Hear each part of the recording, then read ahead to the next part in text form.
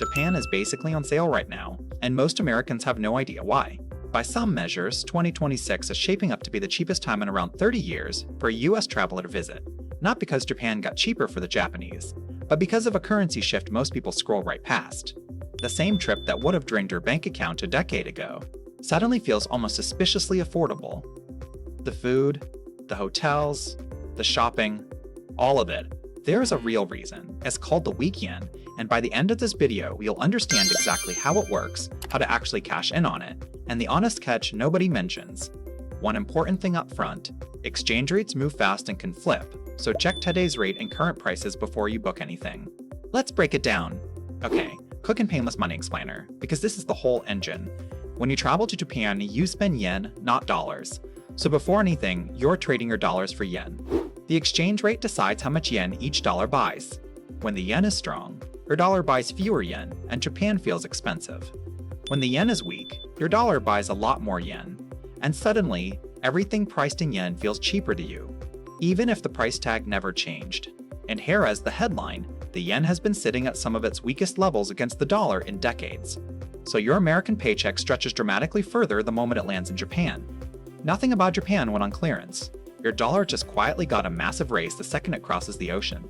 That's the entire magic trick. So why is everyone calling this a once-in-a-generation window? Because for a long stretch, Japan had the opposite reputation. It was the famously expensive dream trip you saved up years for, the bucket list splurge. Tokyo was shorthand for pricey. Then the yen slid to lows it hadn't touched in decades, and that old reputation basically inverted overnight.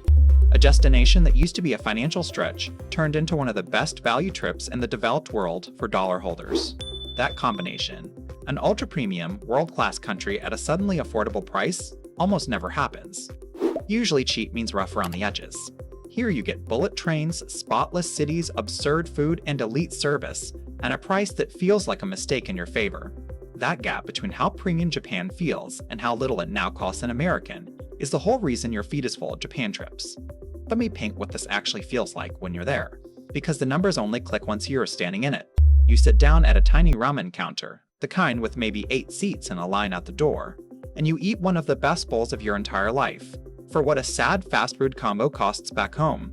You take a bullet train, gliding across the country, at highway blurring speed, in a sea cleaner than most American living rooms. You stay in a business hotel that's compact but flawless, heated toilet seat, perfect little everything, for a price that wouldn't get you a motel off the interstate. Convenience store food that's somehow genuinely amazing. Vending machines everywhere. And the whole time your brain keeps doing the same double take. Wait, that's all it cost? That feeling on repeat all trip long. That's the weak yen effect in real life. Let's get specific about where the weak yen hits hardest, because it's not evenly spread. Food is the big one. Eating out in Japan, from cheap counters to genuinely fancy meals, feels dramatically better value than the equivalent back home, and the quality floor is absurdly high even at the bottom. Hotels are the second. You can stay clean, modern, and central for way less than a comparable Western city. Shopping is a whole sport. Skincare, fashion, electronics, vintage, hobby stuff. Whatever your thing is, dollar holders are eating well, and there is often tax-free shopping for tourists on top. Experiences too. Temples, gardens, tiny bars, day trips. The place the savings matter least is your flight, because that's priced in dollars and Japan is far, so your plane ticket is your biggest fixed cost, and everything after you land is where the weak yen quietly goes to work for you. Now the catch, and this is the one nobody wants to say out loud. Exchange rates are not a fixed law of the universe. The yen is weak right now, but currencies move constantly, and they can swing back faster than you'd think. So, do not treat Japan as cheap as some permanent setting. Treat it as a window that's open today and might narrow tomorrow. Practically, that means 2 things. 1. Before you book anything, literally look up today's exchange rate and current prices, because whatever number I say could be outdated by the time you're watching this. And 2, I'm talking strictly about your travel spending here. This is not me telling you to go buy and hold yen like some investment play. That's a totally different, riskier game, and it's not what this video is about. Travel spending only. Check the current rate, then decide. Catch number 2. You're very much not the only one who figured this out. The weak yen plus Japan being incredible has created a tourism tidal wave, record numbers of visitors, and some of the famous spots are genuinely overrun. Certain neighborhoods, temples, and viewpoints, that used to feel serene now have real crowds. And Japan has started responding with things like crowd control measures, and in some places tourist pricing or surcharges aimed at the flood of visitors. None of that cancels the trip. Japan is huge and endlessly deep, but it does mean the dreamy, empty alley version you saw in a reel might have 40 other tourists just out of frame. The move is to expect crowds of the greatest hits, go early or off-peak, and wander 2 streets past the famous spot where almost nobody follows. Manage that, and the magic's still very much there. And catch number 3. A couple of things did not get cheaper, so don't get blindsided. Your flight, again, is priced in dollars, and Japan is a long haul, so that's your big fixed cost, no matter how weak the yen gets. Book it early and smart. The famous rail pass that tourists use to treat as an automatic money saver went through a big price change a while back, so it is no longer a guaranteed deal for everyone. You have to actually check the current price and do the math for your specific route before assuming it saves you money. Peak seasons like cherry blossom spring and fall foliage are gorgeous, but pricier and more packed, weak yen or not. And there is a small tourist tax baked into departures. None of these are deal breakers. They are just the fine print, and I'd rather you hear it from me than at the airport. Okay, some quick on-the-ground money moves to actually capture the savings instead of leaking them. First, cash still matters in Japan more than in a lot of countries. Plenty of small counters, shrines, and local spots are cash first, but card and tap to pay have grown a ton. So carry some cash and get an IC transit card you can tap for trains and convenience stores. Second, use tax-free shopping for tourists. Where it's offered, bring your passport when you shop, because it can knock the tax off bigger purchases.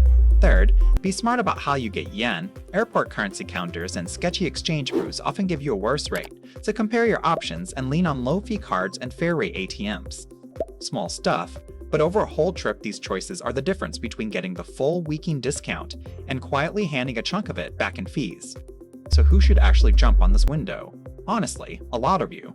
If Japan has been sitting on your bucket list for years but you kept flinching at the assumed price, the main thing that scared you off just got dramatically smaller, so this is your moment. If you're a food person, Japan at a weekend is arguably the best eating per dollar on the planet right now. If you're into fashion, skincare, gaming, anime, design, vintage, the shopping alone half justifies the flight. And if you're a budget traveler who wants a hyper-safe, ultra-clean, endlessly interesting country where your money stretches shockingly far, there might not be a better value on Earth this year. The only people it'd tell to pump the brakes are those who can't stand crowds at famous spots. And even you just need a slightly smarter game plan, not a different country. Here is a clean way to actually plan it. Step 1. Check today's exchange rate and rough current prices, so your budget is based on reality, not a number from an old video. Step 2. Book your flight early. It's your biggest fixed cost, and it's the one thing the weak yen doesn't discount. Step 3. For a first trip, the classic route is Tokyo, then Kyoto, maybe Osaka, and pick your transport based on math. Check the current rail pass price against individual bullet train tickets for your exact itinerary before assuming the pass wins. Step 4. Aim for shoulder season dates if you can, to dodge both peak prices and the worst crowds. Step 5. Sort your money setup, some cash, an IC card, low-fee cards, and your passport for tax-free shopping. Do those 5 and you walk in getting the full weekend upside with basically none of the rookie leaks. And here's the bigger idea sitting underneath this whole thing. Most people pick a destination first and then just accept whatever it costs whenever they happen to go. But some of the best trips in history came from flipping that. Watching for a moment when a world-class place goes temporarily, unusually cheap, and pouncing while the window's open. A weak currency is one of the purest versions of that signal. For a stretch of time, an expensive dream destination quietly becomes a budget one for people holding the stronger money, and the travelers paying attention feast while everyone else assumes it's still out of reach. The lesson in a Just Go to Japan. It's keep half an eye on where the exchange rate just handed foreign visitors a discount and let that quietly shape where you go next. Timing the money can matter as much as picking the place. Before you book, let me save you from the classic weekend mistakes, because people fumble the discount in predictable ways. Mistake 1. Budgeting off an old exchange rate you half remember instead of today's real number. Plan on stale math and your whole budget's wrong from the jump. Mistake 2. Auto-bind the rail pass because a 5-year-old blog said to, without checking the current price against individual tickets for your actual route, it is not the automatic win it used to be. Mistake 3. Exchanging cash at the airport counter where the rate quietly eats a chunk of your savings. Mistake 4. Only chasing the exact spots you saw on a viral wheel, then being shocked they're mobbed. Dodge those 4. Check the live rate. Do the pass math. get you in smart and wander off the famous grid, and you actually keep the discount instead of leaking it. So back to where we started. Japan, on sale, for reasons that have nothing to do with Japan changing and everything to do with your dollar suddenly punching way above its weight. The bucket list country that a generation of travelers assumed they'd have to save years for is, right now, one of the best value trips a US passport can take. Bullet trains, unreal food, spotless cities, elite service, all at prices that feel like a glitch. That does mean forever. Currencies move, crowds are real, and the fine print is the fine print. But the window is genuinely open today, and the travelers who understand why, who checked the rate, booked smart, and went, are the ones eating the best ramen of their lives while everyone else is still telling themselves Japan's too expensive. Now you're the one who understands why. If this just bumped Japan to the top of your list, hit subscribe. Every week, I break down the travel. Money moves, the crowd sleeps on. And one more time, because it genuinely matters, exchange rates move fast and can flip.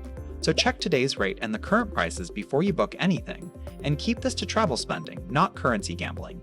Now, if you like the idea of traveling smarter than everyone else, the next one is a total shift in how people are doing trips, because the classic 10-country, race across the map backpacking trip is quietly dying, and something slower and honestly way better has replaced it.